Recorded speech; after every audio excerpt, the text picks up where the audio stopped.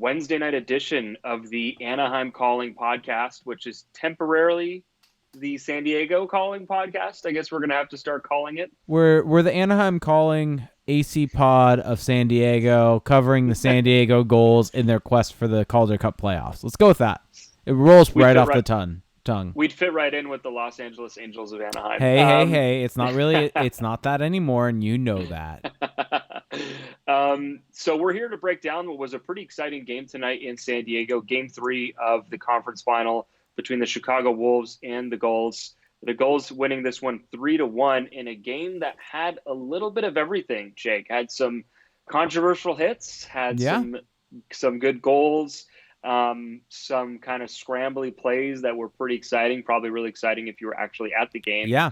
So before we kind of jump in here, I guess I should point out that the series was tied going into tonight's game, and now the Gulls have an opportunity to really make a mark at home with the next stretch of play here. Yeah, I mean, so for those of you that don't know, that are just tuning into this, having possibly watched the game or not have watched the game, but the way that this round of the Calder Cup playoffs will go for the Gulls, because it is dependent on what the teams kind of want to do. It's not a preset schedule.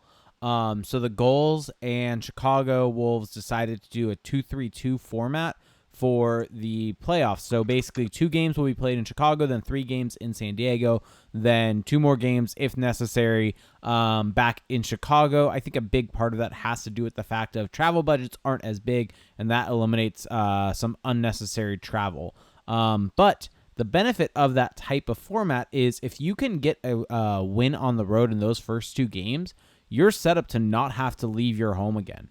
And so the Gulls have a chance, if they win the next 2 games, they don't have to leave San Diego before the Calder Cup final. Yeah, so they, like I mentioned, they really have a huge opportunity here to kind of put this thing away, but that's getting out ahead maybe a little bit, but that's the way these things shake out. That's why the regular season ought to matter. Let's get into the action, though, right away here. I don't really have any pregame notes. As far as Ducks-related news, I guess that's usually where we start the show. Not really a whole lot coming out. I mean, the coaching search is still ongoing. No real roster movement. So we're pretty much for the rest of the show here going to focus almost exclusively on the Gulls, some prospect talk, and then, of course, we'll get into your questions at the end for those of you who are in the Twitch chat. So I'm going to jump into the recap here. First period. Got off to an interesting start for the Gulls, I guess you could say. Kevin Boyle, I thought you saw the best and worst of Kevin Boyle. Yeah. Almost shot by shot, not even period by period in this game. Left out a pair of really ugly rebounds in front. No one there to clear out for San Diego, which to me has been kind of a theme for me watching this team. I don't know if it's just the games that I've watched, but they do tend to struggle with covering the front of their own net. I don't know if that's just the way that they choose to play, if they're confirmation more bias a bit with the fact that that's now in your head. I don't know what it is, but I tend to notice that on the goals that do go in. And so anyway, he would leave a rebound out front. It was kind of a rough shift for Benoit and Walensky, who would end up factoring pretty heavily into this game. After that, Ben Street gets the goals on the board, makes it 1-1, just kind of innocuous. Oh, sorry, it's Corey Tropp who ends up getting the goal, but Ben Street was the one who shot it on net from the point. Kind of just an innocuous play. I mean, not a whole lot going on there. And sometimes, again, it's the playoffs. You're not really concerned with what the goal looks like as long as it goes in. Yeah. And so from there, I thought that Kiefer Sherwood did a really good job all throughout this game, but especially on this particular play, just coming down the wing. He's become really good at changing the angle of his shot. I think that's something he does really well, just being able to create openings for himself. What'd you see out of him tonight? Sorry, I tuned you out for a quick second looking at our Twitch chat. We're talking about Kiefer Sherwood, right? That's new. That never happens ever on this show. Yes, well, I was just saying Kiefer Sherwood. Yes. I have so many notes about him in my just game notes, but I thought that he did a really good job tonight of not only, if you look at his motor, I thought that he's just so good at winning battles when you don't expect him to, but also creating shots for himself, that I really think that the parallel between him and Andre Kasha Yeah. And that's the first thing I thought when I first watched him play. And now I feel like I just can't get it out of my head. But that is, in a way, how he plays. Yeah, I mean, it's pretty much on par.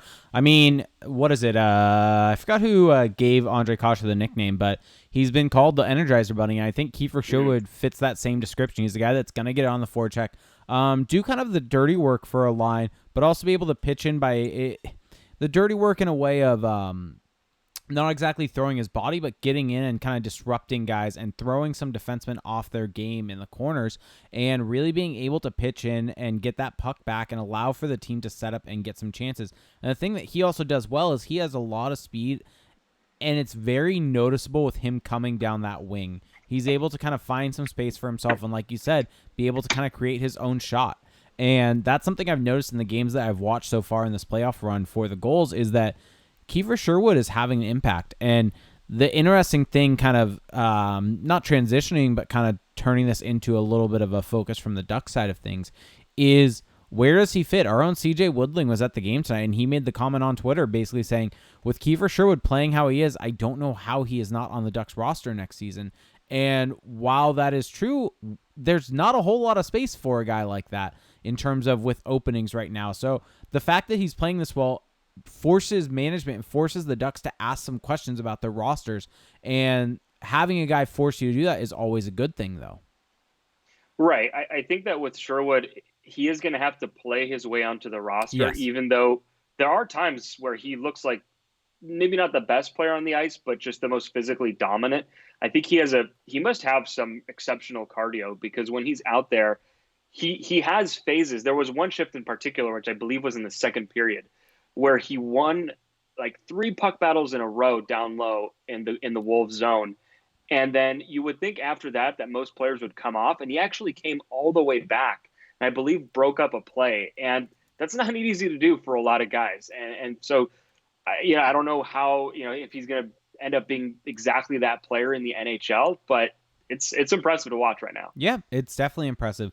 And I think that if he does become an impact player at all at the NHL level, then that's a big win for this Ducks team. I mean, this guy was an undrafted college free agent. So he was a guy that they didn't have to waste any picks on, waste any trade on him. It was basically he ended up choosing the Ducks for whatever reason, whether it was playing time, whether it was feeling comfortable with kind of the people he talked to at the organization. But a really good find by the Ducks amateur scouting.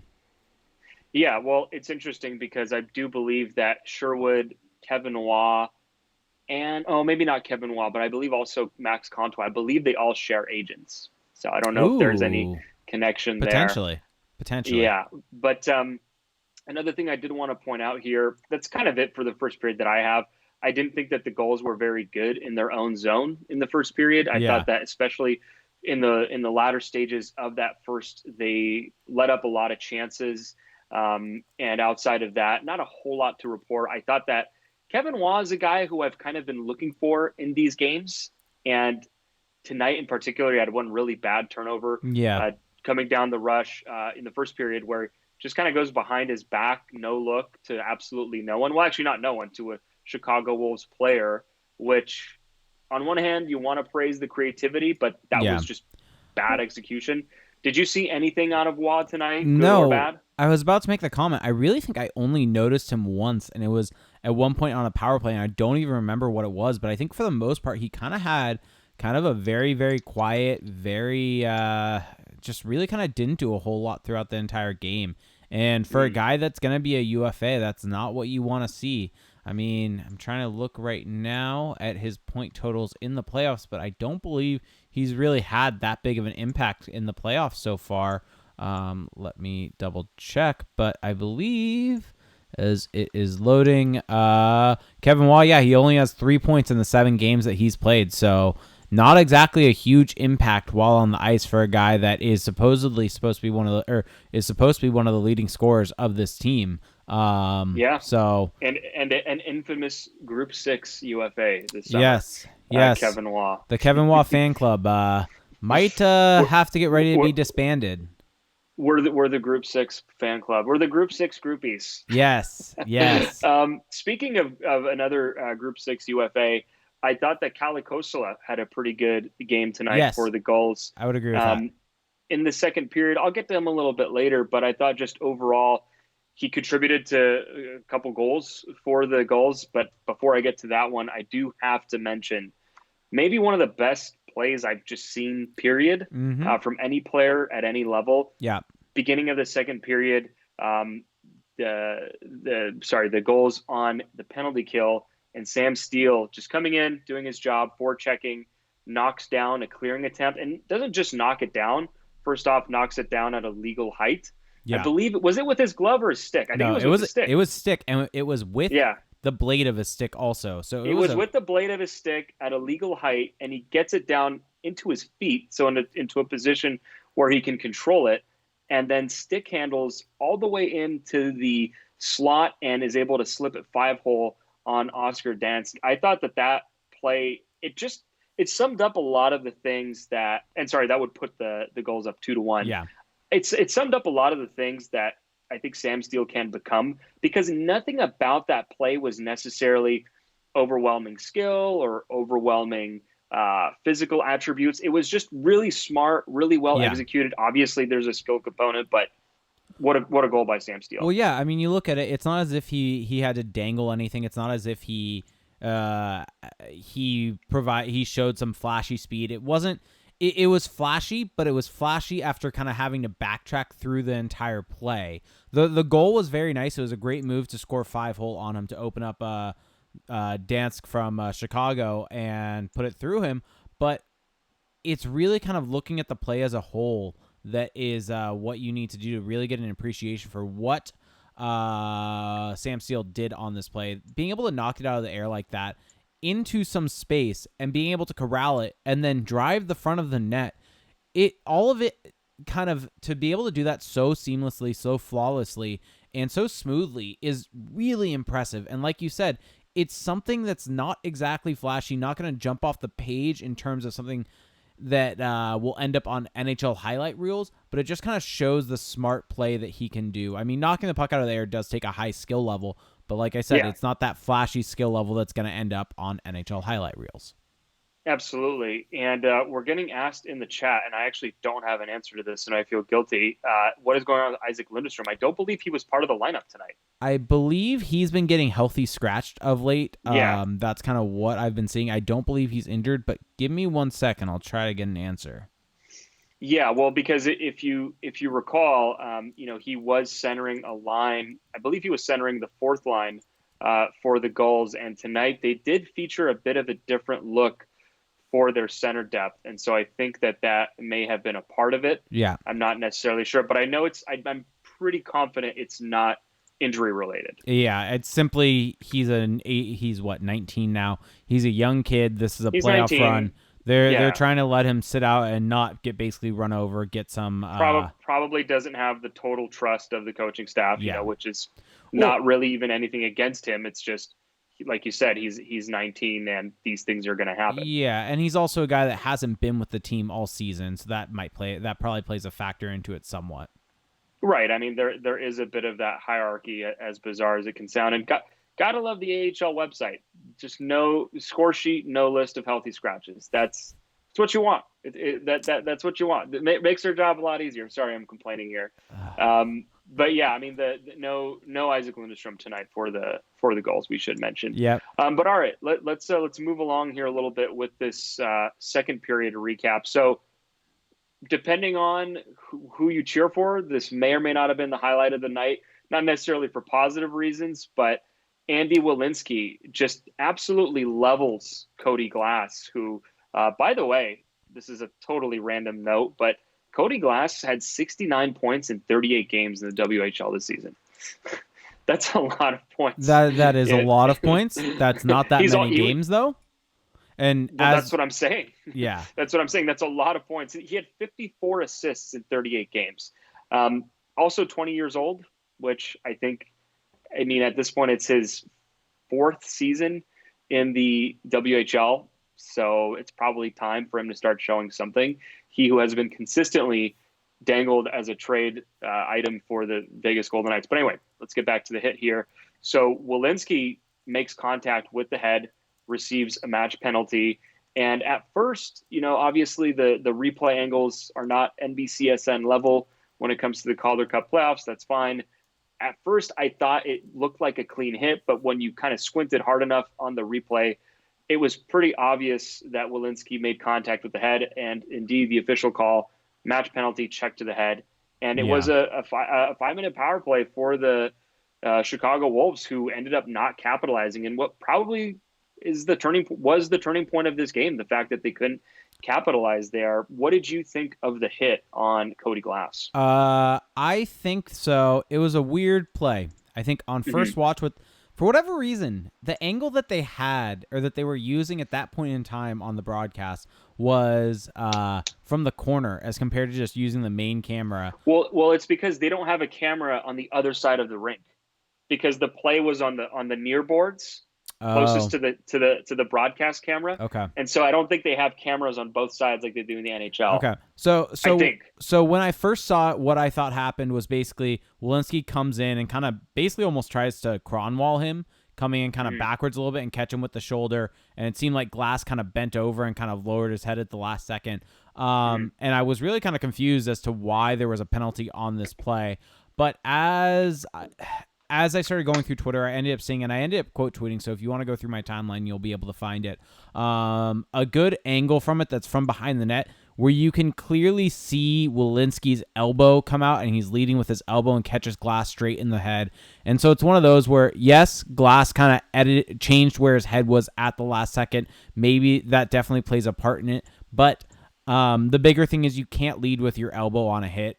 And the elbow makes contact right with the head of Glass. It has to be a 5-minute major if the ref saw it from the right angle.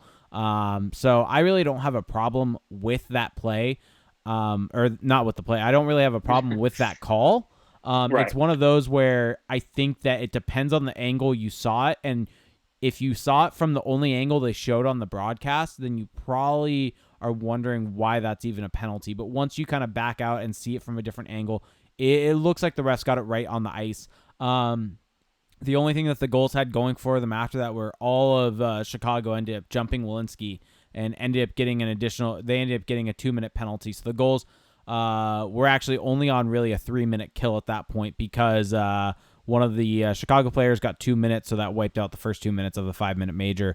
The other big downside was the Gulls were without Welinski then for the rest of the game, which Welinski is one of the bigger defensemen on the team. He eats up a lot of minutes, provides the top power, or is on the top power play unit. He's kind of a big presence on that team, and the fact that they were then without him for half the game is not exactly great for that team. But they were able to kill off that penalty and were able to really push on forward without him. Yeah, and to clarify the Lundestrom question, our John Broadbent of Anaheim Calling, also of Defending the Nest SD, is mentioning that Lundestrom potentially still feeling the effects of a hit that he sustained in the Condor series and may have re-aggravated a strain he got during his Swedish club playoffs. So make of that what you will. I think that this time of year, everyone's playing through something, but that's definitely just some more context there on that overall situation. But the Gulls do manage to survive that kind of turning point moment, as we called it. Trevor Murphy would make it 3-1 Gulls. Trevor Murphy, who was brought in the Giovanni Fiore trade, if you will recall, a trade that I bemoaned just because I enjoy saying Giovanni Fiore's name and because I thought he had some potential, maybe, kind of, we'll see. But Murphy would make it 3-1 for the Gulls. A scramble in front, kind of led by that line of Street, Trop, and Kosela, would pop the puck back out to the point, and he would just slam it home with the slap shot from the point, and that would make it 3-1 for the Gulls. And at that point, both Street and Trop would finish with 2 points apiece on the night for San Diego. So I thought that those two guys in particular, that line, again, with Kosela, he of Group 6 fame, I thought that they were very good, throughout the entire game. Yep. Agreed completely with you. Yeah, and so moving on here towards the end of the second period, Max Comtois almost buried a chance off a really nice feed from Sam Carrick. This would be off of a power play chance. The Gulls did get that late opportunity, and this is just something that, I don't know, again, maybe one of those things that I just can't get out of my head, but I did think that Comtois just has this ability to get open. It's almost like a receiver in football who just always seems to be open. I mean, it's kind of like that in this context where he kind of finds those areas, he slips in and out, and he didn't score tonight, but he had at least 3 or 4 opportunities to do so. Yeah, and going forward a little bit into the third period, there was another type of play exactly like that where Cracknell ends up throwing it across the front of the net and ends up finding Comtois on the back of the net, and he's just not able to bury it. I think he gets his stick checked a little bit, but the ability of him to kind of put himself into a position to receive passes has been impressive so far, and that is a skill. I mean, part of it is obviously going to be on the person delivering the pass, but another part of it is finding that soft space on the ice and getting yourself open to receiving the pass, and that is also a skill, and it seems like Comtois, from what we've seen, has been very, very good at that. Absolutely. So before we get into the third period here, a quick ad for the recorded version of this podcast.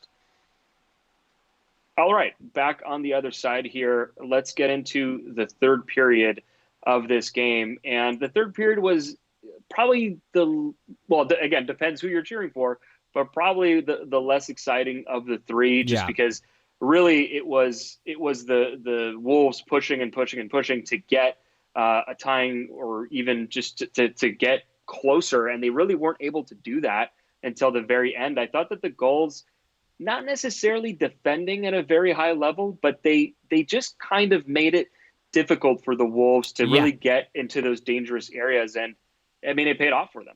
Yeah, I mean, it definitely did. I think the Gulls did a really good job in this game of not exactly playing a trap style of game, but I think they did a good job of limiting Chicago's space, especially come that third period, and their ability to kind of enter the zone with speed and be able to get shots off. I think the other thing they did is, on top of that, they weren't just sitting back. They weren't just chipping the puck out of the zone and allowing Chicago to attack them.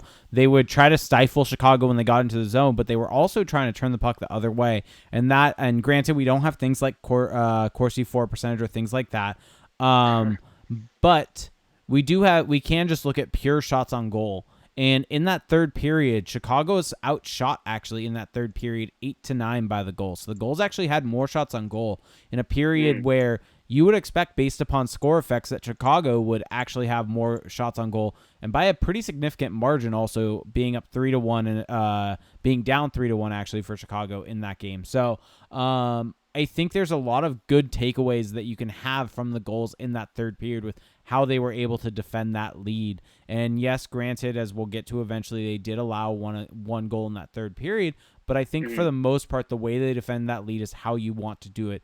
You're making it tough for people to find space in the middle of the ice, but you're also not just chipping the puck out and letting them come at you in waves, because that is when you get in trouble. Even if you're allowing a team to stay to the outside, not giving them the middle of the ice, if you're just chipping it out of your zone and basically giving the puck back to continually come back in the zone and come back in the zone and come back in the zone, eventually something's going to find a way in. They're going to just get so many shots on goal that even if they're from a not as dangerous area as the middle of the ice, some sort of bounce is going to happen.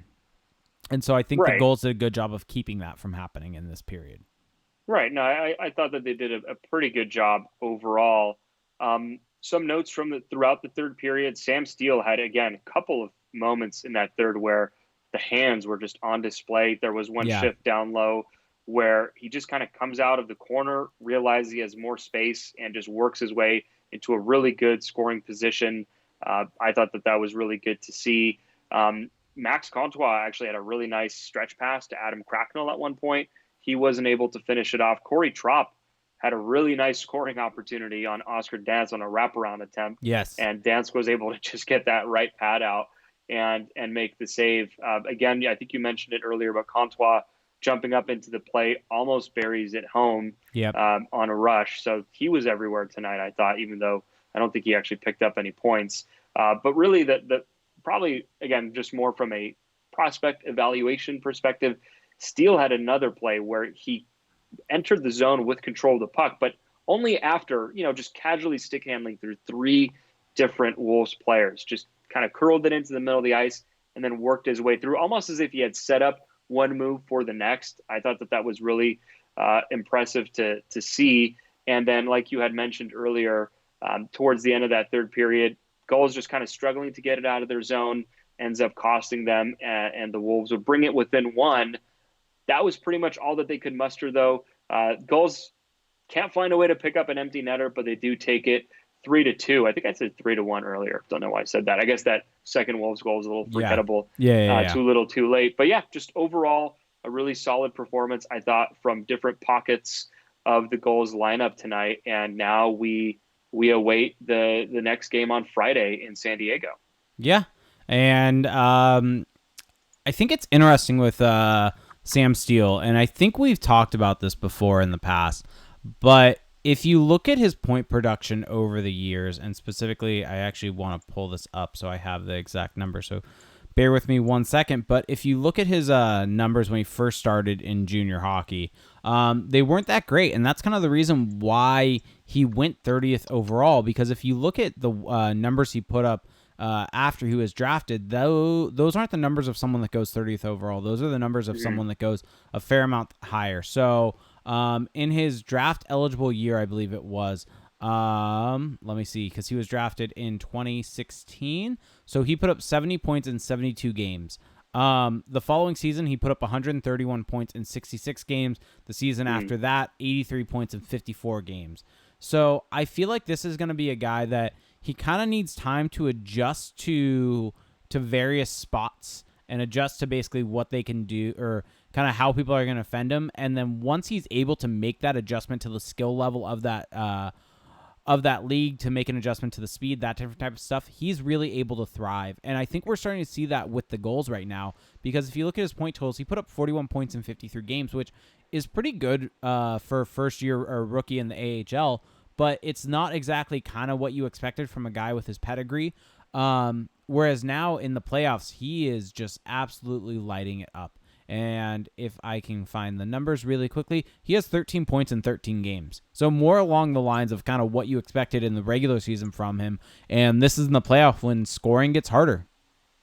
Absolutely. I really do think that he has, as his first pro season has gone along, he has gotten better. I mean, it's interesting to think that, this we have stopped watching, the Ducks stopped playing a while ago now, but his season has continued. And from where I compare where he was at training camp of this season, of this 2018-19 year, to where he is now, I'm not going to say night and day. I feel like that's a little too strong, but he has made a pretty significant improvement in his overall game. Yeah, 100% agreed. I guess the last thing I'll say, just to kind of wrap up this game, I thought that he was clearly the best player on the ice for either team. Just from you and I did our Patreon pod the other day, which I recommend everyone to go check out. It was a fun one. patreon.com/acpod. You get to hear Felix. I was going to say, you get to hear Felix try to struggle with some NHL trivia, which is very entertaining. Well, pertinently here, we also did a Vegas Golden Knights offseason preview. Yes, we basically did. We did an offseason preview for every Pacific Division team. We're actually going to go through all the divisions, and we had talked about how kind of weirdly constructed the Golden Knights are. And watching their game tonight, I don't want to say made me worried about that team, because I don't really worry for anyone except the Canadiens of Montreal. But I have to say, Cody Glass, maybe it's a little unfair because he has been pretty good this year. I wasn't really blown away by him, and I wasn't really blown away by the rest of their team. They don't really have a ton in the way of guys who seem ready to make that next step, which I feel like they're going to need guys like that with the way that they've built their team so top heavy. Obviously they made a big move to acquire Mark Stone, and I think that's the move you're going to make if you want to compete now, but they're in an interesting spot. I don't know. Just watching that Wolves team did not give me a ton of confidence in what's to come in the next 5 years, obviously outside of the NHL level for the Golden Knights. And that may be a little too maybe short sample, confirmation bias, whatever. But I feel like there is something to it. Yeah, potentially. I mean, they have a lot of issues. We talked about it on that podcast, but and Jake is even more pessimistic on them than I am, which is the funny thing. That you're almost underselling how on the pod you were way more down on the they're in cap hell prospects than I am. They're in cap. I wasn't down. Well, they're in cap hell. We didn't talk about their prospects really. We didn't really talk about their prospects, but I guess we should mention that they have made a lot of moves to bring in guys, both in terms of cap space, sacrificing prospects like Eric Brandstrom. And a lot of it has been done in order to make their present team better. Even look at how great Nick Suzuki has been playing in the playoffs in the OHL. They traded him to obtain Max Pacioretty, which, I think is a defensible move. But the point being that they have taken a significant bite out of their prospect pool, and they're going to be a good team for the next couple of years. But, and here's that but, they have a lot of cap junk to work through, I would say. Yeah, so we'll see. Yeah, they have a lot to go through. But getting back to the goals, overall really good win. You'd like to see them not allow that goal in the final 4 or 5 minutes of the game and have to sit back. It was kind of bound to happen, I would say. But we saw this happen again in the Bakersfield. I believe it was even the game that we talked about where they allowed the late goal and then allowed the winner in overtime after that. And so I wouldn't say it's a trend, but it's something that has happened a few times in the playoffs where they've allowed a late goal. And so it's one of those things that, yes, it didn't end up coming back to haunt them tonight because they were up 2 goals, but you'd like to see them do a better job. How much of it is just goaltending at the AHL level is not as good as you're going to get at the NHL level? It's not. I'll just put it that way. It's not. I thought that Kevin Boyle, again, he obviously played great playing up with the Ducks this season. He's been very good in his last 3 postseason starts. The San Diego Gulls tweeting out here. He stopped 69 of the last 72 shots he's faced for a .958 save percentage. He could potentially be a goalie in the NHL in some capacity, but watching him play, I've just never come away thinking this guy is just very sound technically. And maybe it's just me. Maybe I just have some weird vendetta against Kevin Boyle, but I don't think that's what it is.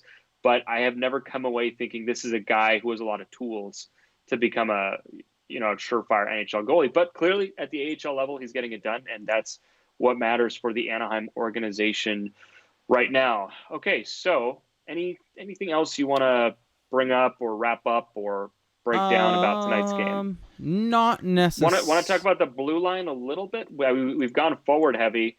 I did think that Simon Benoit had some pretty good moments, breaking up some plays. Andy Welinski had some good moments as well. His night ended pretty early, but in the time that he did play, I thought that he looked good. Yeah. I thought Jacob Magna didn't look particularly good tonight. No, I don't know if he it's had a just couple me. bad turnovers. Yeah, he had a couple turnovers. Obviously, Trevor Murphy, I thought, how can you question the night he had 1 goal, 1 assist? Yeah. And then he stood out Josh Mahura was a guy who was interesting to me because he had a couple plays where it's like, oh man, that is ambitious. A couple of stretch passes through the middle that probably stressed out the coaching staff a little bit, but he's a guy who I think is going to need another year in the AHL. I don't think just watching him play tonight, unless he really makes a huge leap over the summer and comes in to training camp, just absolutely kills it. I kind of see him as needing maybe 1 more year because he has a lot of talent. He has a lot of good instincts, but I think he needs to refine that a little bit. And then lastly, Jacob Larsson. I was about to bring up Jacob Larsson. What do you have to say about Jacob? I think he had a very solid game. Oh, well, tell me why. Tell me how. I just think, in a good way, he wasn't very noticeable. Yes. I feel like that is pretty much the most you can say about him tonight, is that he was largely invisible, which I guess is what he will be at this point, is a guy that if you don't notice him, he's playing well. I was about to say that. We say invisible, but if you look at the grand scheme of things... No, it's not invisible. Right. It's the fact that what he did is not directly noticeable to the eye and plays a very quiet game, and that's kind of what you're going to end up seeing out of him. He doesn't seem like he's going to be a guy that's going to be able to put up the points necessarily in the NHL. He's probably going to be a bottom pairing guy to maybe second pairing guy. And I think we saw that a bit from him tonight. And so I think if he's able to translate the way he's played in the playoffs, I think he's going to have a pretty decent year next year for the Ducks. Yeah, and that's who he's always kind of been. At every level, he's never really produced, offensively. He's a guy who is probably going to, every time I watch him, I just get more and more confident that he will be a just kind of solid stay at home, maybe third pairing guy in the NHL. Yep. He'll probably play. I guess for for a 27th overall pick is probably, you could probably do worse. You could probably have a guy who could never play in the NHL. So pretty proper value. Yeah. All right. Do you want to get into some questions here, or did you have something else you want to add? I wanted to bring something else up really quickly. Kind of on the note of prospects, and I think that this is an interesting conversation to have. The Memorial Cup is currently going on. The Halifax Mooseheads have qualified for the semifinals of the Memorial Cup. And I believe that happens this weekend, and the final also happens on the weekend. I believe maybe it's on Monday. But the Ducks have two prospects on the Halifax Mooseheads in Benoit Olivier Groulx and Antoine Morand. And I'm trying to pull up the stats right now, if you can give me 1 second while I'm doing this.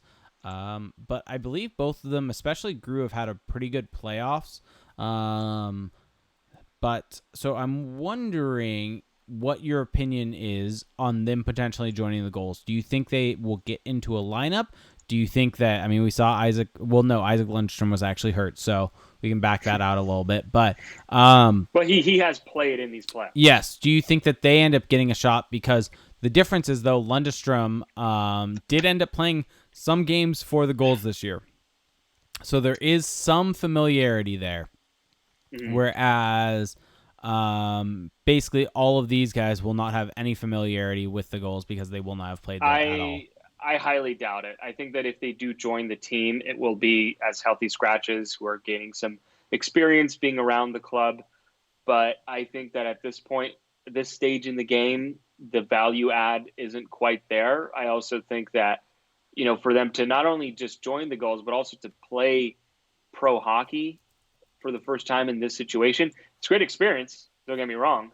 But it's also a bit of a stretch here, and I would say that I would not expect that under any circumstance. So just kind of for everyone out there, Antoine Morand has 15 points in 23 OHL playoff or QMJHL playoff games.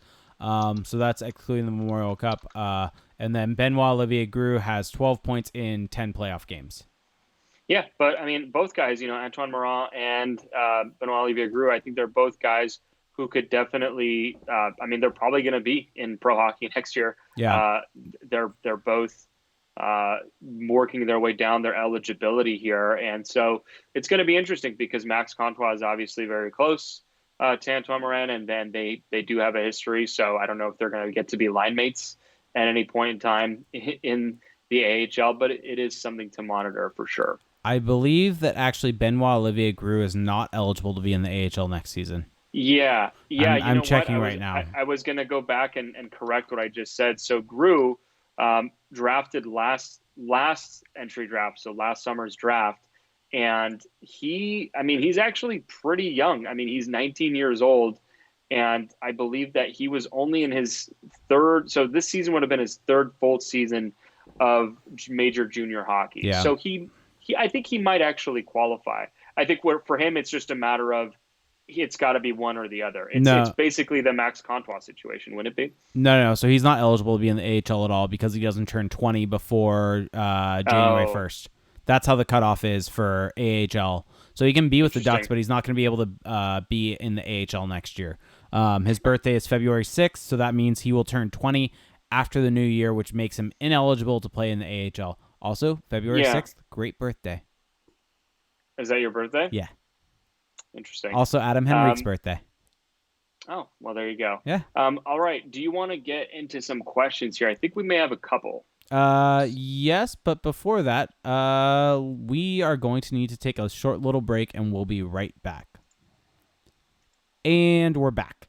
For those of you listening to the recorded version of this or watching the recorded version of this even on YouTube, we do a live stream of the show each and every time at twitch.tv/acpod. It's twitch.tv/acpod now. If you want to help us out, you can do that there by subscribing to the channel with Twitch Prime. If you have Amazon Prime, you have Twitch Prime. And it is completely free and a way for you to help us out and really help us keep this show going, especially over summer when it's going to be a bit slower. Those subscriptions help even more to keep this channel where it's at, keep us at our Twitch status that we have. So every time you can sub every 30 days, it's very, very helpful. So let's get into some questions. So here we go. Kampafu said, question for later. If Dallas Eakins ends up being the coach for the Ducks, do you think the turtle ahead method is going to work in the NHL? I know you said they had more shots on goal, but I assume it won't be as easy in the NHL also, or NHL level. Also, if he sends up one attacker, my money is on his boy Silverberg. Right. So the question here with Dallas Eakins about what kind of tactics that he employs and if those are going to translate to the NHL. I don't know. I mean, it's such an unknown with Dallas Eakins right now and what he will really bring. I feel like he is the kind of coach who has a philosophy, has an overarching philosophy, but I think that he also seems to adjust that to the group that he has. And so I don't think he will necessarily force one set strategy onto this team. Granted, the team that the Ducks will be icing to start next season will it won't be a perfect resemblance of this current Gulls team, but it will feature a lot of guys that are on the Gulls right now. And I'm not saying Dallas Eakins is going to be the coach because we still don't know that, but I do think that the way that I've seen these Gulls play is a lot. It reminds me a little bit of the way that the Ducks were playing at the end of this year, where there was a bit more up and down. There was a bit more, you could call it controlled chaos, whereas the chaos in the beginning of the season under Carlisle, where they were pretending to change their style, that didn't really pan out because they weren't able to hone in on those areas of the ice and keep those under control. It was too much just up and down, and it would leave them exposed in those dangerous areas. And that's the thing with playing a high-risk style, or at least a higher-paced style, is that you have to be able to come back, right? You're asking your guys to skate a lot more. And, with an older roster, or at least older parts of a roster that the Ducks have, that might not even work line by line. Some lines are probably going to play a lot different than others. But I do think that if Dallas Eakins is to be the next coach of the Ducks, whatever he does, I think will be more based on the personnel that he has than really one set strategy. Yep. And if I'm understanding Tony's question correctly, he's kind of wondering if this almost this anti-tank, or I don't know if tank is the right word, but anti-turtle, sorry, there's the word I was looking for. Anti-turtle is going to work in the NHL, and I think the answer to that is yes, because we've seen it work for many different levels. And the thing is, a lot of teams, part of it is natural tendency. When a team is down, they're going to end up pushing harder, pushing faster. They're going to end up getting more shots on goal, more shot attempts, everything like that. But just because that's happening does not mean you should adjust your system to allow them to do that. You should not be receiving pressure and receiving pressure and receiving pressure. So I think that it does work in the NHL level. I think the only thing you have to be wary of is there's guys with higher skill level that can expose you a bit at times. With, like Felix said, on an odd man rush or things like that. So you really have to have your guys skating and really get them moving. But I think it can work at the NHL level. You just have to make sure you have buy-in. At the end of the day, that's the key thing with a system like that is kind of like what you said. You have to have guys that are willing to buy in, really to come back on the back check, really to put in the effort and really skate, because that requires skating. Right. Yeah, skating does indeed require skating. Good. No, but really, I mean, it is one of those styles that can wear on a team as the season goes along, where you're playing that back and forth style where, every opportunity you get kind of costs you on the other end, so to speak. And that's why I'm curious to see how the Ducks maybe restructure their lineup this offseason. It really does make me wonder. A guy like Daniel Sprong, for example, who we seem to constantly speculate about his future more than maybe anyone else. I don't know where he necessarily fits in all of that, because he is not the kind of up and down skater that I think we see some of these other prospects as. Yeah. But again, that's all speculation at this point. All right. So Christian J brought to my attention that Corsica.hockey, we've kind of dabbled in this a little bit here and there as the season went on. They have a prospect and draft ranking. So if you look at that prospect draft ranking, and There's a value all the way on the far right-hand side. The issue is I don't exactly know what it stands for, but its value. Well, what else could that stand for? Fair. No, but I'm not sure what the number goes for. But the interesting thing of note, and I think there is something to it because all the names part of this are all kind of good players, whereas if you look at something like projected WAR per 82 games, the list is a little bit weird by looking at that. So when you look at this, it kind of makes sense. But Isaac Lundestrom ranked 10th on there, behind 10th? Jack Hughes, Jake Bean, Capo Caco, Eric Brandstrom, Juuso Välimäki, Quinn Hughes, Cale Makar, Evan Bouchard, and Henry Jokiharju. Yeah, I'm gonna take that, and I'm gonna take my grain of salt. Agreed. And I'm gonna put them together. I think it's interesting. I'm gonna make of it what I will. It's interesting. I think the takeaway is kind of you look at games played, and the fact that Lundestrom only played 27 games in the Swedish Hockey League, that probably plays a factor into it because there's not as big of a sample size with him as other guys that are on that list that have a bit more of a sample size. You have a guy like Jack Hughes who has 50 games as compared to just 27. And the other kind of confusing thing is Maxime Comtois is below Lundestrom at 18. Troy Terry's at 27. Well, because Sam Steele, the younger the player, that's true. They're more of a prospect, and so there's more projection. Whereas I feel like if you're older, you get hurt a little bit more if you haven't been as dominant, because now at that point the value add isn't quite as there as it is for Lundestrom. I should make mention that is based off his time in the Swedish Hockey League this year. So there's that 27 games. So sample size may play a part in it, but worth bringing up. It's interesting though. It's definitely something I'll be looking into once we have some time here. Yep. Go Ducks 10 asks, with limited spots available on the Ducks roster without major moves being made, which young prospects would you expect to see on opening night? Oh, well, I definitely think Sam Steele will be on the team next year. I don't think there's much of a doubt about that at this point, especially with the Ryan Kessler news being what they are. I would also expect Jacob Larsson to be on the team, although I don't know how much of a shocker that would be. Kiefer Sherwood, I think, will crack the lineup. I just think he's going to play his way into it. It's more of a prediction, more of a speculative guess than me actually looking at it just big picture wise. I just think he's going to outplay some of those guys and towards the bottom of the lineup. And then in addition to that, I also think that Max Comtois will make the team. Jake, I'm sure you have a name you want to add here. Yeah, I think the only locks to make the team as of right now are Troy Terry, Sam Steele, Max Jones. Max Jones, you're not putting Comtois in there? I don't think he's a lock. I think you look at the roster. No, probably not. No, you're probably right. I think you look at the roster and it's way too tight. But why would Max Jones be a lock? Because he got time at the end of the season? Yeah. Is that the rationale? I think that's the rationale I'm taking a bit. But I would say Terry and Steele, and if you want to lump in Larsson, are the only true set in stone, zero doubt locks. I would put Max Jones. If we're tiering this, I would put Jones at a tier below lock. A lot of people were hyping up Max Jones by the end of the season, including Bob Murray.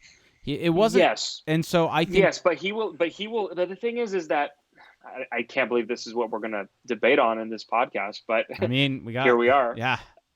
It's the off season, baby. Gotta drum up. Gotta do something. Gotta drum up the controversy. I do think that with Jones, even though he had a good end to last season, he's going to have more competition than he did during that time. Max Comtois, they play the same position. He's going to come in, and they're going to be competing almost directly for the same spot. If you think about it, they 100% are. 100% and so that's why if you have multiple guys vying for the same spot, I don't know if I can confidently say that he's a lock.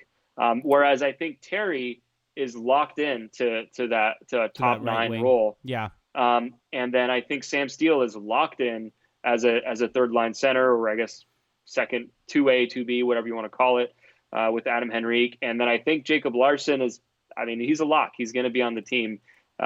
He's proven to at least be a reliable third pairing option. So I don't know. I can't quite put Max Jones in that category just because I think he's going to have to fight for his spot. Yeah, I could see it. So just for those of you out there that want to know, the Ducks essentially have once once Patrick Eves and once Ryan Kessler go on LTIR to go into the season, the Ducks will have essentially 11 forwards on the roster per cap friendly right now, but that only has Troy Terry as a prospect on the team. It does not have Sam Steele. It does not have Max Jones on there. So essentially they have 2 to 3 forward spots to fill with the kids. So that's probably going to be Troy Terry, Sam Steele, and then probably it's going to be Max Jones or Max Comtois, like you said, and potentially Kiefer Sherwood being a healthy scratch and coming in when needed, or go. I think Kiefer Sherwood will be like a 13th forward next season. But that would be my guess. I mean, he's getting to that age. They're gonna have so many forwards. I mean, Kiefer Sherwood is 24. So I mean, he's at that age where he needs to be in the NHL next year, even if it is as a healthy scratch. There's not exactly a whole lot more development but I don't think that's a bad spot for him. I think no. If you get 40 Kiefer Sherwood games or 50, that's still a good. I think that's a good amount. I don't know if he's a guy who's going to play every night. It depends who the coach will be. I think if Dallas Eakins is coaching, there's a real possibility he plays every night. But if it's not Dallas Eakins, I think he may be a guy who kind of has to work his way back into favor. I mean, that's a good point. If Eakins really loved what Sherwood does that give him an inside edge to get a roster spot next year? Absolutely.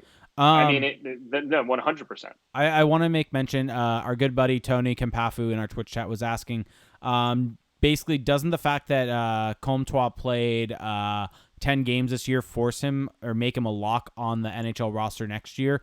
No, it doesn't. He's AHL eligible next year.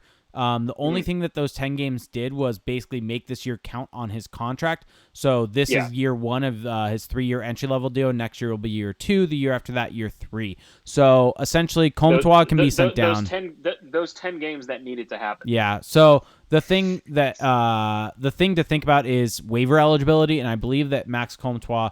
Let me do a quick check on waiver eligibility, but I think he has a fair amount to go in terms of waiver eligibility in order to need to go on them. I think he still has a fair amount of exemptions. He's waiver exempt. Yeah. How long does he have on it, though? Do you have it open? Well, I think it's the remainder of his contract. So no, it's not. It's not remainder. Well, then it's at least next season. Give me 1 sec. I've got it open. So if you look here, so he has to play in. Oh yeah, he's got a while. It's whichever one of these two comes first. It's either 3 seasons or 150 games. Yeah, 160 I think is the number. He has to play. Anyway, he has to play in 150 more. 150. Yeah. So it's the duration of his current contract. Basically, he would have to play the next 2 full seasons. So I don't know. It's going to be. This is something we're probably going to end up talking a lot about for the next 4 months, that the Ducks forward competition is going to be pretty cutthroat. I mean, I think that's the only way you can put it. There's a lot of guys who kind of all bring a relatively similar set of skills. They all are pretty mobile, pretty offensively inclined, but none of them, outside of some of the guys that we said are locks, are really head and shoulders just locks to make the team. So it's definitely going to be one thing to monitor come training camp, unless, of course, the Ducks make some trades during this offseason, which could be a total possibility. I mean, between Max Jones, Max Comtois, and Nick Ritchie, there's some redundancy there. And so I'm wondering what they end up doing, because to me, out of those 3, and there's still a little bit of that maybe a bit of an irrational prospect shine on Jones and Comtois, but I think Ritchie is probably the least in favor within the organization of those 3. I'd agree with that. I'd agree with that completely. I think you and I might be 2 of the only people that are completely good with Nick Ritchie.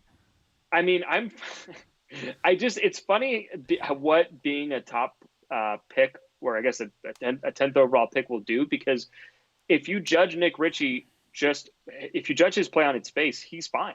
But if you judge him from the lens of a 10th overall pick, then that's when the disappointment, that's when some of the frustration sets in. Yep, and I think that disappointment has led him to be underrated. Do we talk about Nick Ritchie literally every podcast? I mean, I think it's possible. I don't think so. We talk about Troy Terry every podcast. I make sure of that happening. That's true. I'm well aware of that. Yes. Although you've been a little more sheepish lately. I mean, I'm a little disappointed. There hasn't been anything for me to get excited about. His legs. Well, broken. He's still out. We're probably not going to see him in these playoffs unless they go deep into the final. I was gonna say, I thought you were about to say deep in the playoffs. I'm like, what are they now? Deep into the final. Deep into the final. Deep into the next round. Deep. Yes. It's just that next round, just the final round of the playoffs. Yeah. All right. So anything else we can jump into here? No. I think Troy Terry he'll probably get into a game or two. I'm curious to see. Well, I mean, here's an interesting question. If you're the Ducks, do you want Troy Terry playing? Oh, well, I think we talked about this last podcast. I may have forgotten. You probably did. Probably. But I think unless he's absolutely ready to play, there's no reason for him to play and rush back, basically. There's just the upside for that is very minimal compared to the potential downside of re-injury or whatever the case may be. So unless we get any other questions here within the next couple of minutes, I think we can pretty much start wrapping up. Actually, this reminds me. I just found us a new topic before we wrap up. Stanley Cup Final is set. Boston Bruins and St. Louis Blues. It's happening, folks. The St. Louis Blues kind of mercifully finishing off the San Jose Sharks playoff run in Game 6. The Sharks missing Erik Karlsson, Jonas Donskoy, Hurdle, Joe Pavelski, and Thomas. I mean, they had nothing left by the end of it. They were just so injured. They had used up all of their cards basically to get to this point. Yeah. I mean, all of their abilities they used, all their special powers, and so basically it's over for them. And now, as you should definitely check out in our offseason preview, they have Sharks have a lot of questions to answer this summer. Yes, and completely. It starts with the money man Erik Karlsson and what he ends up doing. I'll just spoil that my prediction is he goes to Vancouver from the Patreon pod. And if you listen to it, you'll find out why I think that. But yeah, so we're set to have a really good Stanley Cup final. I at first wasn't really that thrilled about the idea of this matchup. It's not really two franchises that particularly excite me. But that being said, both, after kind of all of the craziness, all of the wackiness of the first round of the NHL playoffs, these are actually probably two of the best teams in the league to make the final. Yeah. I mean, two very good 5-on-5 teams, two teams with a ton of star talent. So this could be actually a pretty memorable final. I think it's going to be a really good one. Ken Pafu chiming in saying it's the worst cup since Nashville-Pittsburgh. I think this is going to be a fun final. I'm actually really excited because you get two teams that kind of play a similar type of style that are built in somewhat similar ways. It's going to be really fun and interesting to see what can happen. And I think you also have, I brought this up on that Patreon pod, the fact that the last time the Blues made the Stanley Cup final, it was against the Boston Bruins. Against the Boston Bruins. Swept. And that was when Bobby Orr had that infamous flying goal. Yeah. And we just got a question in the Twitch chat, which I want to answer for pretty much only one reason. So any predictions on who will be the third pairing RHD for the Ducks next season? Let me introduce you to Yanni Hakanpää, who the Ducks signed as a free agent. He's the Bob Murray special right off of the secret menu. Still hasn't technically been announced. The not so secret menu. Still hasn't been announced. Right-handed. Still hasn't been announced, but it's been reported by reputable sources. I still don't know how to pronounce his name. Yanni Hakanpää. I'm sticking to it. Unless our Finnish listeners want to throw me a lifeline here, I'm sticking to it. Yanni Hakanpää, he right now is the heir apparent to the Ducks third line or third pairing right-handed D spot. So there it is, Hakanpää. All right. I think I probably said his last name like 10 times in the last 30 seconds. I mean, it's probably going to be him. I think there's actually going to be trades on the horizon though with the D.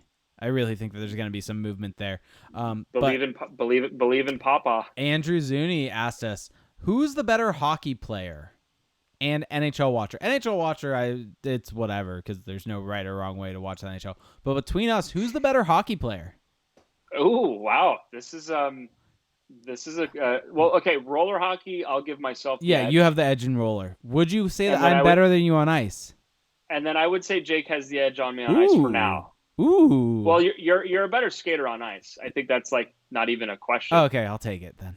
Yeah, I think that I think I would give myself the edge in hands and like puck handling skills, that type of thing. But Jake is a little speedier. He's got a little more Energizer Bunny to his game. I can also pick top shelf when I need to. Yeah, when he needs to. I mean, you could argue that's every time you shoot the puck. You always need to snipe top shelf. But yeah, once my roller skills or once my ice skills catch up to my roller, I see this equation maybe changing a little bit. Speaking of which, stay tuned. I believe we'll have an announcement in the upcoming days about a potential Anaheim calling game. So stay tuned. No official information, just stay tuned. This is probably going to be the first you're hearing of it. Keep your eye on Twitter for that. Yeah, Andrew's going to be asking who has the best IQ. So are we taking an IQ test right now? I've never actually taken an IQ test. I don't really care to know my IQ. I just kind of want to assume it. I just want to assume it's a good one. That's basically all IQ. I hope for. He's saying hockey IQ. Hockey IQ, I mean, I feel pretty good about mine. I'm pretty good with mine. Yeah, I'm pretty good with mine. So I don't know. I think that's a tough one to answer there. I think what saying in the chat. Go ahead. I was gonna say I think what needs to happen is people just need to come watch us play and make the decisions. Yeah, come watch us play. Be the judge, because for us, as humble hockey players, we're not gonna brag about ourselves. We're gonna leave it to you, the viewer. And so you may have an opportunity to do that in the near future once we announce that. Ken Papp was saying we need a sub on our Thursday night league in Irvine. I can potentially do that. DM me. All right, so I don't know how we got so far away from the Stanley Cup Final, but what's your prediction? Who's your pick? Blues in... Oh, I so want to say 4 to keep that whole trend going, but Blues in 6. I'm going Bruins in 7. Blues in 6, they win at home, and they skate around the ice with Gloria playing. I don't even understand that reference. Like, I know what you're talking about, but I don't understand any of it, and I'm not going to try to. Fun story on that. For some reason, I had assumed that had been like their win song for like years, like similar to like how Sweet Caroline is just a Boston Bruins thing, and it's just something I never knew. Caroline. Bum bum bum. Sorry, I had to. And I just never knew because it's the St. Louis Blues. So I mean, why is everyone going to pay attention to them? Wow. What? Hurtful. What? Hurtful? But so getting back to it, turns out that is something that started this year. Okay. Anyway, this you is the really end of don't me want to talk about that. This is the end of me caring about that. I'm gonna go Bruins in 7. I don't feel great about it because I hate the Bruins, but I'm gonna say it. So I was reading a really good article from Dom Luszczyszyn at The Athletic today that the Bruins have one of the highest goal differentials of any playoff team through 3 rounds since they started doing best of 7 in every series. And that actually hasn't been a great predictor of who wins the final in recent years, but they've been really good. They've been winning big in these playoffs, while the Blues have basically scraped their way to the final. So grinding it out. Bruins in 7. What? Grinding it out. I don't feel good about it, but I'm rooting. I think I'm rooting for the Blues, but I think the Bruins will win. Well, yeah, I was going to say, how are you rooting for the Bruins as a Montreal fan? Well, I wouldn't even root for them if I wasn't a Montreal fan. They're unrootable for. I don't think that's proper English, but that's fine. Yeah, that's fine. All right, we should wrap this thing up. Yep. I think we're well past the hour mark here. Yep. All right. Do you want to plug? We've already announced a bunch of stuff, but what's the new things? What are the new things to look for? I mean, the newest thing, you can find us officially. We are on Spotify. You can find us, search Anaheim Calling on there. You can find us on the on the Apple Podcast app in the same place you can. Like we announced, you sadly will not be able to find us on SoundCloud anymore. That's just part of the transition for the show to the Vox Media Podcast Network. If you can leave it, and you have not done it already, leave us a rating and review at Apple Podcasts. It really helps the show. It gets us a little bit more visibility. And yeah, just check out the show on there. YouTube also, we do it there, twitch.tv/acpod. Check out the Patreon, patreon.com/acpod, where we put out some really good content. We'll have a second episode coming out in the next week or two also to get all of the May episodes out there. But yeah, the last one we did was a good one. It was probably the longest one we've ever done in an hour and a half. So you get that along with any of the other previous bonus podcasts we've done. So you get a pretty good back catalog. Some of them are relevant just to kind of what's happening at that time. Some of it is more kind of timeless type of stuff. So go check it out. It's a good time. You can also find me on Twitter at reindeergames91. My Twitter handle got shouted out at Doug Loves Movies when I was at the show because I gave him a name. So if you like Doug Loves Movies, you'll hear me yell out a name. Yeah. So again, we really do appreciate you guys tuning in, especially for those who came in on the Twitch stream. Obviously, your questions help us kind of keep the conversation going, kind of go to different tangents, which I know you all enjoy. And just to reiterate what Jake was saying about the Patreon, it's a way for us to keep bringing you value during the off season where there's maybe a little less direct news for us to talk about with the Ducks. We're going really in depth right now. We're doing an off season preview for every team in the league. And we started by doing the Pacific Division just 2 days ago. We talked about every single team in the division, what to expect of their off season, where we think they should go. That's $5 a month. It helps support, something that we're trying to build up here. And it also gives you some great content. So that's at patreon.com/ACPod. Find us on Twitter at Anaheim Calling.